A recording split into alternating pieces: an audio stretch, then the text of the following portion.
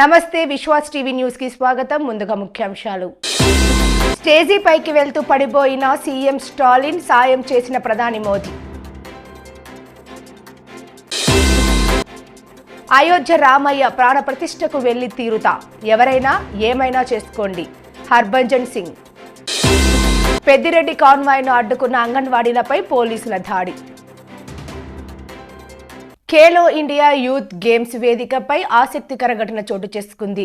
Stage పై నడుస్తూ కాలు slip అయ్యి పడిపోయిన తమిళనాడు ముఖ్యమంత్రి ఎంకే స్టాలిన్ కు ప్రధానమంత్రి నరేంద్ర మోదీ సాయం చేశారు. ఇందుకు సంబంధించిన దృశ్యాలు ప్రస్తుతం వైరల్ అవుతున్నాయి. చెన్నైలో ఖేలో ఇండియా యూత్ గేమ్స్ ను తమిళనాడు సీఎం స్టాలిన్ తో కలిసి ప్రధాని మోదీ శుక్రవారం ప్రారంభించారు. ఈ సందర్భంగా ఇద్దరు స్టేజ్ పై వెళ్తున్న సమయంలో సీఎం స్టాలిన్ ఒక్కసారిగా పట్టు కోల్పోయి కింద పడిపోబోయారు. పక్కనే ఉన్న ప్రధాని మోదీ వెంటనే స్టాలిన్ ఎడమ చేయి పట్టుకుని కింద పడకుండా సాయం అందించారు. ఇందుకు సంబంధించిన వీడియో ప్రస్తుతం వైరల్ అవుతోంది. కాగా ఈ కార్యక్రమంలో భాగంగా ప్రధాని మోదీ మాట్లాడుతూ ప్రపంచ స్థాయి క్రీడలకు భారత్ను కేంద్ర బిందువు చేయాలన్న లక్ష్యంతో ముందుకు వెళుతున్నామని అన్నారు. ప్రపంచ క్రీడా కేంద్రంగా భారత్ మారే రోజు ఎంతో దూరంలో లేదని తెలిపారు. 2036 ఒలింపిక్ గేమ్స్ కు ఆతిథ్యం ఇచ్చేందుకు ప్రయత్నిస్తున్నట్టు ఈ సందర్భంగా ప్రధాని వెల్లడించారు. అనంతరం సీఎం స్టాలిన్ మాట్లాడుతూ తమిళనాడును క్రీడలకు దేశ రాజధానిగా తీర్చిదిద్దుతామని పేర్కొన్నారు. ఉరవకొండలో మంత్రి పెద్దిరెడ్డి రామచంద్రారెడ్డి కాన్వాయ్ ను అంగన్వాడీలు అడ్డుకున్నారు. దీంతో మంత్రి కాన్వాయ్ రోడ్డుపైనే ఆగిపోయింది. కాన్వాయ్ లో కలెక్టర్, ఇతర ఉన్నత అధికారులు ఉన్నారు. కాన్వాయ్ కు అడ్డంగా బైఠాయించిన అంగన్వాడీలను పోలీసులు తోసిపడేశారు. అంగన్వాడీల ఆందోళనను మంత్రి పెద్దిరెడ్డి రామచంద్రారెడ్డి ఏమాత్రం పట్టించుకోలేదు. ఆయన తీరుపై అంగన్వాడీలు ఆగ్రహం వ్యక్తం చేస్తున్నారు. ఈ నేపథ్యంలో ఉరవకొండలో తీవ్ర ఉద్రిక్తత చోటు చేసుకుంది. అంగన్వాడీల పట్ల పోలీసులు చాలా దారుణంగా ప్రవర్తించారు. మహిళా పోలీసులైతే అంగన్వాడీల చెంపలు చెల్లుమనిపించారు. పోలీసుల దాడిలో ఓ అంగన్వాడీ కార్యకర్త తీవ్రంగా గాయపడింది. చికిత్స నిమిత్తం కార్యకర్తను ప్రభుత్వ ఆసుపత్రికి తరలించారు. అంగన్వాడీల ఆందోళన నేపథ్యంలో శిబిరం వద్దకు ఉరవకొండ ఎమ్మెల్యే పయ్యావుల కేశవ్ చేరుకున్నారు. పోలీసులు ప్రభుత్వం అనుసరిస్తున్న తీరు పట్ల పయ్యావుల కేశవ్ వద్ద అంగన్వాడీలు ఆవేదన వ్యక్తం చేశారు. తమ పట్ల పోలీసులు దురుసుగా ప్రవర్తిస్తున్నారంటూ కేశవ్ దృష్టికి తీసుకువెళ్లారు.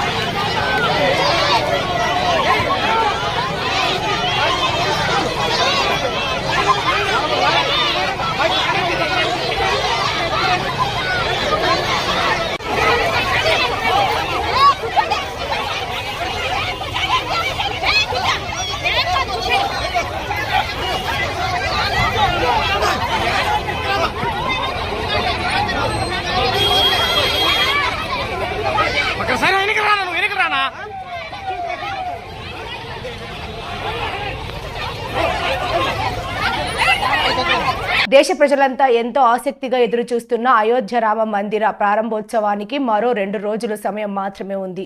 ఈ వేడుక కోసం దేశం మొత్తం సమాయత్తమవుతోంది. ప్రాణప్రతిష్ఠ కార్యక్రమం ప్రధాని మోదీ చేతుల మీదుగా సోమవారం జరగనుంది. ఈ నేపథ్యంలో అయోధ్య రాముని విగ్రహానికి సంబంధించిన కొన్ని ఫోటోలు సోషల్ మీడియాలో చక్కర్లు కొడుతున్నాయి. ఆ ఫోటోలపై అయోధ్య రామ మందిర ప్రధాని పూజారి ఆచార్య సత్యేంద్రదాస్ స్పందించారు.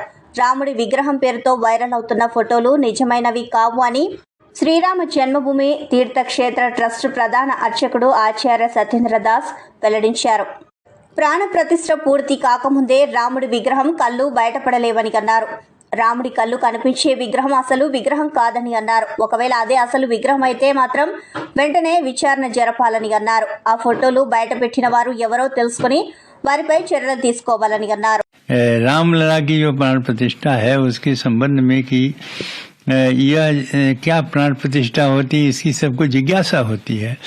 उस परमात्मा भगवान श्री राम और ये बनी हुई जो प्रतिमा है इसमें उस साक्षात परमात्मा की सारी शक्तियां इसमें समाविष्ट हो जाएं और आने के इस मंत्र के द्वारा किया जाता है, जो हमारे वेदों में वर्णित मंत्र है और समाविष्ट है, जिससे जिस प्रकार के देश की कल्याण काल और आने वाले भक्तों की जो दर्शन है, उस दर्शन के माध्यम से उनका कल्याण हो, सभी के कल्याण। जो शक्ति उस परमात्मा रमन्ते योगिनो जिसमें नित्यानंदे चिरात्मनि इति राम पदेनासु परब्रह्म, उस परमात्मा की जो शक्ति है वो इस प्रतिमा में जो बनी हुई है इसमें आ जाए, और जो शक्ति और जिस शक्ति से परमात्मा की तपस्या और उनसे हमको शक्ति मिलती है, हमारा कल्याण होता है, उसी इस प्रकार की शक्ति इसमें भी है।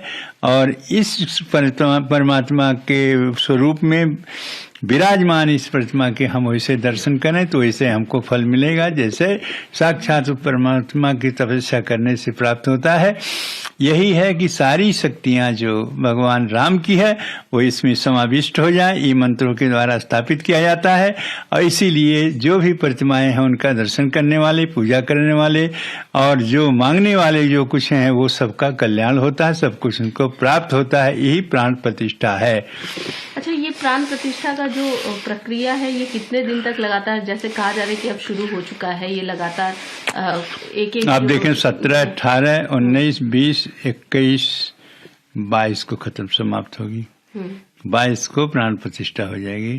तो इसी प्रकार से कोई 7 दिन, कोई 11 दिन, कोई 21 दिन, जिस प्रकार से होती है उसका उसी रूप से विषम दिनों में उसका किया जाता है। या तो 7 हो जाए या 21 हो जाए, और इसके प्रकार से या 11 हो जाए। इस तरह से सम तिथियों में, सम दिनों में उसकी पूर्ति की जाती है, जो 17 से शुरू है और ये 22 को समाप्त होगा। लोगों के मन में एक जिज्ञासा है कि प्राण प्रतिष्ठा कैसे, मतलब किस किस तरीके से, ये जो क्या क्या शुरुआत में कैसे होता है, क्या होता है, लोग जानना चाहते हैं, क्योंकि रामलला की प्राण प्रतिष्ठा अब जानने के लिए जब प्रत्यक्ष रूप से सब हो रहा है तो इस पे जानने की मैं बताऊं, उसको जानने की अपेक्षा सब प्रत्यक्ष देख सकते हैं कि कलश यात्रा हुई, उसके बाद मूर्ति का जो ये नगर भ्रमण हुआ, उसके बाद में सरजू में स्नान हुआ, सरजू के जल लेकर के आए।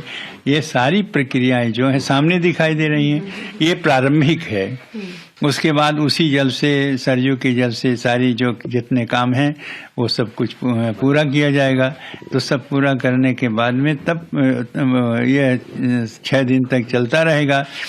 और अंतिम में 22 तारीख को पूर्णतया उस प्राण प्रतिष्ठा की जो मूर्ति है उसको जलाधिवास, उसको दुग्धाधिवास, उसको रखना, उसमें मतलब उसी में रखना, पुष्पाधिवास फूल में रखना, औषधि अस्पाद औषधि में रखना, अन्नाधिवास अन्न में रखना, फिर सब कुछ क्रिया हो उनको स्नान करा देना, स्नान करा के व्यवस्थित करके तब उस मूर्ति में मंत्रों के द्वारा प्राण प्रतिष्ठा, उसकी आंख बनी रहेगी, ये नेत्र पन्हा होता है। और वो अंतिम प्राण प्रतिष्ठा होने के बाद में जब उसमें शक्ति आ जाती है तब उस प्रतिमा को स्थापित किया जाता है। स्थापित करने के बाद मंत्रों द्वारा तब वो प्रतिमा हटाया जाता है, और हटाने के बाद शीशा दिखाया जाता है, फिर उसमें काजल लगाया जाता है। ये అయోధ్య రామ మందిర ప్రారంభోత్సవానికి మరికొన్ని గంటలు మాత్రమే మిగిలి ఉన్నాయి. ఈ మహాక్రతువు కోసం అందరూ ఆసక్తిగా ఎదురు చూస్తున్నారు. ఇదే సమయంలో ఈ చారిత్రాత్మక ఘట్టంపై రాజకీయాలు సాగుతున్నాయి. ఇది బీజేపీ కార్యక్రమమా అంటూ ప్రతిపక్ష పార్టీలు విమర్శలు చేస్తున్నాయి. అయోధ్య రామ మందిర ప్రారంభోత్సవానికి హాజరు కాలేమంటూ ప్రకటనలు విడుదల చేస్తున్నాయి. ఇందులో ఆమ్ ఆద్మీ పార్టీ కూడా ఉంది. సాగతో ఆ పార్టీ అధినేత ఢిల్లీ ముఖ్యమంత్రి అరవింద్ కేజ్రీవాల్ అయోధ్య వేడుకకు తాను హాజరు కావడం లేదని ప్రకటించారు. అయితే అదే ఆ పార్టీకి చెందిన రాజ్యసభ ఎంపీ టీమిండియా మాజీ క్రికెటర్ హర్భజన్ సింగ్ మాత్రం ఒక ఆశ్చర్యకరమైన స్టేట్మెంట్ ఇచ్చాడు. పార్టీలతో తనకు సంబంధం లేదని, ఎవరేమనుకున్నా అయోధ్య రాముడి ఉత్సవానికి వెళ్తున్నట్లు వెల్లడించారు. ఈ విషయంపై ఏఎన్ఐతో మాట్లాడిన బజ్జీ అయోధ్య రామ మందిర ప్రారంభోత్సవ కార్యక్రమానికి ఎవరు వెళ్తారు, ఎవరు వెళ్లడం లేదన్న అంశాలతో నాకు సంబంధం లేదు. కాంగ్రెస్, ఇతర పార్టీలు వెళ్ళకూడదు అనుకుంటే అది వారిష్టం. నేను మాత్రం ఖచ్చితంగా అయోధ్యకు వెళతాను. ఒక సామాన్య వ్యక్తిగా నాకు దేవుడి మీద అపారమైన నమ్మకం ఉంది. నేను అయోధ్యకి వెళ్లడంలో ఎవరికైనా ఏమైనా అభ్యంతరాలు ఉంటే నేనేమీ చేయలేను. ఈ విషయంలో వాళ్ళు ఎలాంటి నిర్ణయాలు తీసుకున్నా నేను పట్టించుకోనని చెప్పుకొచ్చారు. होने जा रही है और 22 तारीख को मैं चाहूँगा कि आप सब जितने ज़्यादा से ज़्यादा तादाद में लोग जो हैं वो जुड़ें, चाहे टीवी के माध्यम से या फिर वहाँ जाके और आशीर्वाद लीजिए, क्योंकि ये एक बहुत ही ऐतिहासिक दिन है, क्योंकि राम भगवान तो सबके हैं और राम भगवान का जब मंदिर बन रहा है उन्हीं के जन्म स्थान में, तो फिर ये बहुत बड़ी बात है, ये बहुत बड़ा धाम बनने वाला है। और सब जाइए, निहाल हो जाइए, दर्शन करिए। अवश्य आपको शायद अभी मौका मिले या ना मिले, लेकिन आप बाद में आराम से जाना चाहेंगे अपने परिवार के साथ?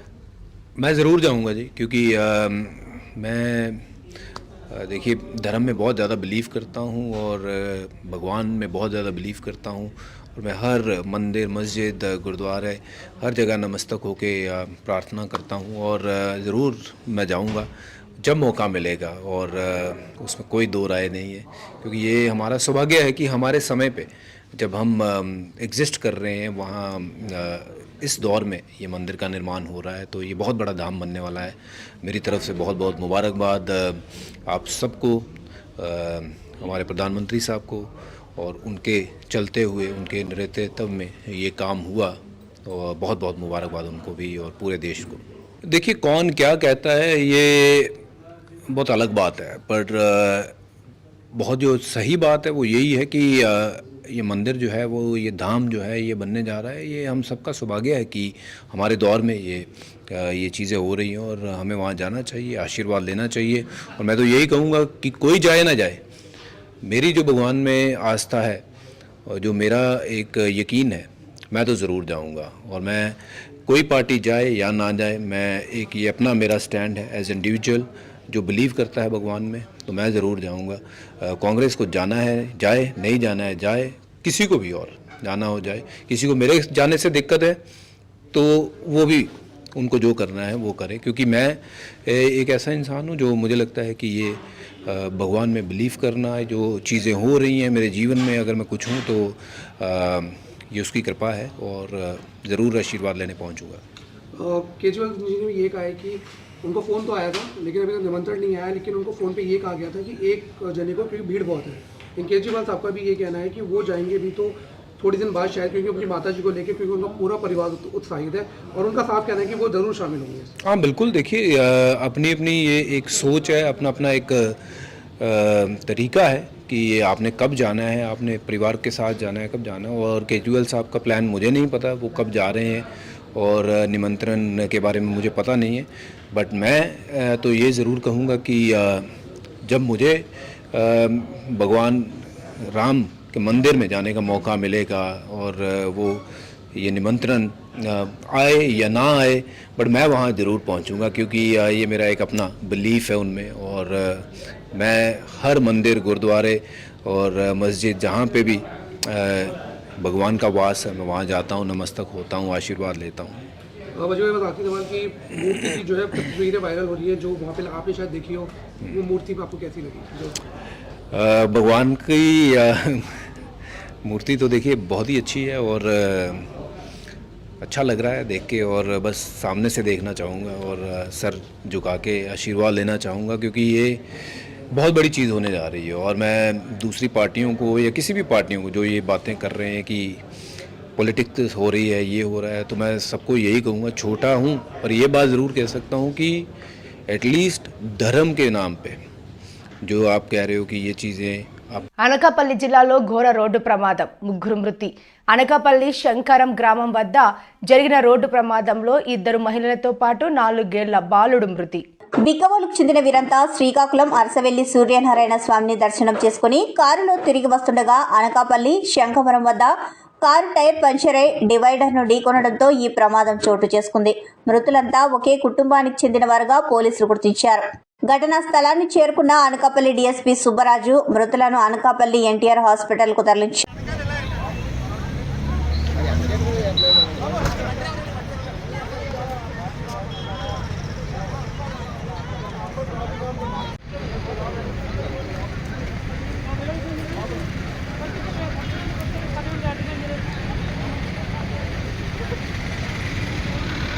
కాకినాడ జిల్లా తాళ్లరేవులో వికసిత్ భారత్ సంకల్ప యాత్ర సభ గ్రామ సర్పంచ్ రెడ్డి అరుణ సుహాసిని దేవి అధ్యక్షతన నిర్వహించారు. ఈ సందర్భంగా ఏర్పాటు చేసిన వివిధ విభాగాల స్టాల్స్ ను వికాస్ భారత్ ప్రభారీ ఆఫీసర్ ఉమా నండూరి, ఎంపీపీ రాయుడు సునీతతో కలిసి సందర్శించి వివరాలు అడిగి తెలుసుకున్నారు. ఎంపీడీఓ ఎం అనుపమ, తహసీల్దార్ పోతురాజులు అతిథులకు ఘనంగా స్వాగతం పలికారు. అనంతరం జ్యోతి ప్రజ్వలన చేసి వందే మాతరం గీతాలాపనతో సభ ప్రారంభించారు. ఈ సందర్భంగా వికసిత్ భారత్ ప్రతిజ్ఞను చేయించారు. ఈ అంశంపై ప్రధానమంత్రి నరేంద్ర మోదీ ప్రసంగాన్ని వీడియో ప్రజెంటేషన్ ద్వారా సభికులకు వివరించారు. అనంతరం జరిగిన సభలో ఉమా నండూరితో పాటు అతిథులంతా మాట్లాడారు. గత 9 ఏళ్లలో మోడీ ప్రభుత్వం చేసిన కార్యక్రమాలను వివరించారు. ఈ కార్యక్రమంలో వైకాపా ప్రధాన కార్యదర్శి రాయుడు గంగాధర్, వికసిత్ భారత్ సంకల్ప యాత్ర భారత్ స్టేట్ కోఆర్డినేటర్ వేటూరి సూర్యనారాయణరాజు, జిల్లా కోఆర్డినేటర్ పుట్ట వీరం ప్రసాద్ గాంధీ, మండల బీజేపీ కార్యదర్శి దత్తాత్రేయ వర్మ, జిల్లా పరిషత్ సీఈఓ ఏ రమణారెడ్డి, డిపిఓ సౌజన్య, వివిధ శాఖల అధికారులు పాల్గొన్నారు. వరల్డ్ పెన్షనర్స్ డే సందర్భంగా పల్నాడు జిల్లా పిడుగురాళ్ల పట్టణంలో state government pensioners association Piduguralla శాఖ ఆధ్వర్యంలో శనివారం వరల్డ్ పెన్షనర్స్ డే కార్యక్రమాలను ఘనంగా నిర్వహించారు. ఈ సందర్భంగా 75 సంవత్సరాలు వయసు నిండిన వారిని, అలాగే 83 సంవత్సరాల 4 నెలల నిండిన పెన్షనర్స్ ఘనంగా సన్మానించారు. ముఖ్య అతిథిగా ఎమ్మెల్సీ జంగా కృష్ణమూర్తి, మరో అతిథిగా పిడుగురాళ్ల మున్సిపల్ చైర్మన్ కొత్త వెంకట సుబ్బారావు హాజరయ్యారు. పెన్షనర్స్ అసోసియేషన్ అధ్యక్షులు తుల్లిబిల్లి శేషగిరిరావు సభకు అధ్యక్షత వహించారు. పుర ప్రముఖులు శ్రీ వాసవి కన్యకా పరమేశ్వరి అమ్మవారి దేవస్థానం అధ్యక్షులు కొత్తు రఘురావయ్య, శ్రీ వాసవి కన్యకా మండపం అధ్యక్షులు ఎక్కల సైదారావు, అసోసియేషన్ నాయకులు D Venkateswarlu, G Prabhudas, M Subbarao, CC Adaiah, KV Chalapathirao, CH Viswanatham, Piduguralla శాఖ కార్యదర్శి ఎం కోటేశ్వరరావు, కోశాధికారి మహాంకాళి డేవిడ్ తదితరులు పాల్గొన్నారు. తెలుగుదేశం పార్టీ ఆదేశాలతో కాకినాడ జిల్లా కాకినాడ రూరల్ నియోజకవర్గం కాకినాడ రూరల్ మండల ఇంద్రపాలెం గ్రామంలో పిల్లి అనంతలక్ష్మి సత్యనారాయణమూర్తి కళ్యాణ మండపంలో టీడీపీ రాష్ట్ర కార్యదర్శి పిల్లి సత్యనారాయణమూర్తి ఆధ్వర్యంలో జహో బీసీ సమావేశం నిర్వహించారు. ఈ కార్యక్రమానికి ముఖ్య అతిథులుగా మాజీ మంత్రి పితాని సత్యనారాయణ, తెలుగుదేశం పార్టీ బీసీ సాధికార శెట్టిబలిజి విభాగం కుడిపూడి సత్యబాబు, కాకినాడ మాజీ ఎమ్మెల్యే వనమాడి కొండబాబు పాల్గొన్నారు. ముందుగా జ్యోతిలాల్ పూలే చిత్రపటానికి పూలమాలలు వేసి ఘనంగా నివాళులు అర్పించారు. ఈ సందర్భంగా వారు మాట్లాడుతూ బీసీ సామాజిక వర్గానికి సముచిత స్థానం తెలుగుదేశం పార్టీ అధ్యక్షులు ఎన్టీఆర్ చంద్రబాబు కల్పించారని అన్నారు. వైసీపీ పాలనలో బీసీలు వెనకబడిపోయారని, బీసీ సంక్షేమానికి ఆనాడు చంద్రబాబు అనేక సంక్షేమ పథకాలు వివిధ కార్పొరేషన్ల ద్వారా చేయూత అందించారని, నేడు రాష్ట్ర ప్రభుత్వం అవన్నీ అమలు చేయకుండా బీసీలను చిన్నచూపు చూస్తుందని అన్నారు. ఈ రాష్ట్ర భవిష్యత్ దృష్ట్యా బీసీలు అందరూ ఏకతాటిపైకి వచ్చి తెలుగుదేశం పార్టీకి మద్దతుగా నిలవాలని కోరారు. ఈ కార్యక్రమంలో బీసీ నాయకులు చొలంగి వేణుగోపాల్, టీడీపీ నాయకులు నూరుకుర్తి వెంకటేశ్వరరావు, చప్పడి వెంకటేశ్వరరావు, రామకృష్ణ, అధిక సంఖ్యలో బీసీ సామాజిక వర్గానికి చెందిన మహిళలు, నాయకులు తదితరులు పాల్గొన్నారు. జగ్గంపేట మండలం మన్యంవారిపాలెం, గోవిందపురం గ్రామాల నుంచి వివిధ కులాలకు చెందిన కొండ్రపు ప్రసాద్, నెమ్మది నరసింహమూర్తి, మొగిలి రమణ, గోవిందపురం గ్రామం నుంచి వార్డు సభ్యురాలు చంద్రమల్ల నాగమణి, కూడెల్లి దేనా, సిద్ధబాతుల నాగన్న, కోడి లావరాజు, పలువురు వైసీపీ కార్యకర్తలు ఆ పార్టీకి రాజీనామా చేసి రాష్ట్ర టీడీపీ ఉపాధ్యక్షులు జ్యోతుల నెహ్రూ సమక్షంలో తెలుగుదేశం పార్టీలో చేరారు. వీరికి పార్టీ కండువాలతో స్వాగతం పలికారు. ఈ సందర్భంగా నెహ్రూ మాట్లాడుతూ రాష్ట్రాన్ని అన్ని రంగాల్లో విచ్ఛిన్నం చేసిన ఈ వైసీపీ ప్రభుత్వాన్ని ఇంటికి పంపించడానికి ప్రజలంతా ఎదురు చూస్తున్నారని అన్నారు. అసమర్థ ప్రజా ప్రతినిధి వల్ల ఇక్కడ రైతులకు అపార నష్టం కలిగిందని, సకాలంలో తాళ్లూరి లిస్టు పనిచేసి ఉంటే రైతులకు ఇంత నష్టం కలిగేది కాదని అన్నారు. గత సంవత్సరం కాలంగా ఆత్మీయ సమావేశాలతో గ్రామాలు తిరుగుతున్న నాయకుడు ఇప్పుడు సీటు తెచ్చుకున్నందుకు ఆయనకు ఈ రైతుల గోడు కనపడలేదని అన్నారు. ముఖ్యమంత్రితో చెప్పి ఒక 60 లక్షల రూపాయలు కేటాయించి ఉంటే పుష్కర లిస్టు తిరిగి రైతులకు నీళ్లు అందేవని అన్నారు. ప్రజల కోసం పనిచేసే నాయకుడు కావాలా, పదవుల కోసం పాకులాడే నాయకుడు కావాలా అని జ్యోతుల నెహ్రూ అన్నారు. గోవిందపురంలో మాట్లాడుతూ నేను గెలిచిన వెంటనే మల్లవరం ఎత్తిపోతల పథకాన్ని పూర్తి చేసి ఈ 3 గ్రామాలకు ప్రతి ఎకరాకు నీరందిస్తానని నెహ్రూ అన్నారు. ఈ కార్యక్రమంలో ఎస్వీఎస్ అప్పలరాజు, కొత్త కొండబాబు, పైడిపాల సూరిబాబు, రేఖా బుల్లిరాజు, సర్వసిద్ధి లక్ష్మణరావు, వెలిశెట్టి శ్రీను, కుంచె తాతాజీ, బద్ది సురేష్, తోట వెంకటేశ్వరరావు, కొసిరెడ్డి శ్రీను, సుంకవిల్లి రాజు, నకిరెడ్డి సూర్యవతి, పోట్రు కృష్ణ, పోట్రు రాముడు, బొడ్డు బుచ్చి, మీసాల సత్యబాబు, మరుతి సూర్యచంద్ర, ఉప్పలపాటి బుల్లబ్బులు, గోవిందపురం సర్పంచ్ కమ్మల వెంకటేశ్వరరావు, మాజీ సర్పంచ్ కొల్లు బాపారావు, ఎస్టీసెల్ జిల్లా అధ్యక్షులు గడ్డి అన్నవరం, కమ్మెల దుర్గాప్రసాద్, గొట్టుముక్కల నాని, మాజీ ఉప సర్పంచ్ కొల్లు రామకృష్ణ, హనుమంతు, పద్మనాభం, మన్నెపల్లి సుబ్రహ్మణ్యం తదితరులు పాల్గొన్నారు. తెలుపు నుండి జీరా రంగులోకి మారిపోయిన వీధి దీపాలు, నాణ్యత కొరవడిన పరికరాల వలన కిరసనాయిల్ దీపాల వలె స్ట్రీట్ లైటింగ్ ఉండటం వలన పలు వీధుల్లో అంధకారం తాండవిస్తోందని పౌర సంక్షేమ సంఘం పేర్కొంది. ప్రతి వీధిలో ఆస్తి పన్ను చెల్లింపు చేస్తున్న రేట్ పేపర్స్ ఉన్నందున ప్రతి స్తంభానికి పూర్తి స్థాయి వెలుగునిచ్చే వీధి దీపాలు అమరిక చేయాల్సిన బాధ్యత కార్పొరేషన్పై ఉందని అన్నారు. నగరం వ్యాప్తంగా 40% ఇటువంటి దుస్థితి ఉందన్నారు. సచివాలయాల వారీగా వాలంటీర్లతో వీధుల్లో వెలుగు ఇవ్వని వీధి దీపాలను గుర్తించి వెంటనే హైవర్డ్స్ దీపాలు ఏర్పాటు చేయాలని పౌర సంఘం కన్వీనర్ దూసర్లపూడి రమణరాజు కోరారు. కిరీడ అంధకారం ఏర్పడి అడుగడుగునా ప్రతి వీధిలోనూ స్థానికుల అవస్థలు ఆందోళన చెందుతున్న దుస్థితి ఉందని అన్నారు. పౌర సమస్యల పరిష్కారానికి సచివాలయ సిబ్బంది ద్వారా ప్రజల నుండి వచ్చే ఫిర్యాదులు పరిష్కారం చేయాలని డిమాండ్ చేశారు. వార్తలు ముగించే ముందు ముఖ్యాంశాలు మరోసారి. స్టేజీ పైకి వెళ్తూ పడిపోయిన సీఎం స్టాలిన్ సాయం చేసిన ప్రధాని మోదీ. అయోధ్య రామయ్య ప్రాణ ప్రతిష్టకు వెళ్లి తీరుతా, ఎవరైనా ఏమైనా చేసుకోండి. హర్భజన్ సింగ్.